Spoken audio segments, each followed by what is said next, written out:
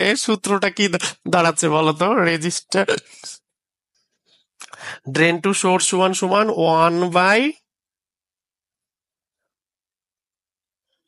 1 by কি process transconductance aspect ratio VOV না? হ্যাঁ, এখন ওহম কিন্তু বলেছিল যে ভোল্টেজ ভাগ কারেন্ট সমান সমান রেজিস্ট্যান্স, বাট এখানে আমাদের সাপ্লাই ভোল্টেজই থাকছে না। তার মানে আমরা এখান থেকে কনক্লুশনটা কি পেলাম? এমসিকিউ প্রশ্ন আর কি এটা, যে সোর্স টু ড্রেনের মধ্যে রেজিস্ট্যান্সটা আমার সাপ্লাই ভোল্টেজের উপর নির্ভরশীল না।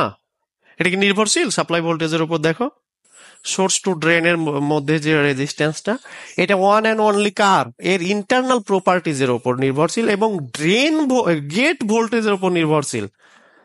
দেখো তামাশা কেমন, দেখো আমি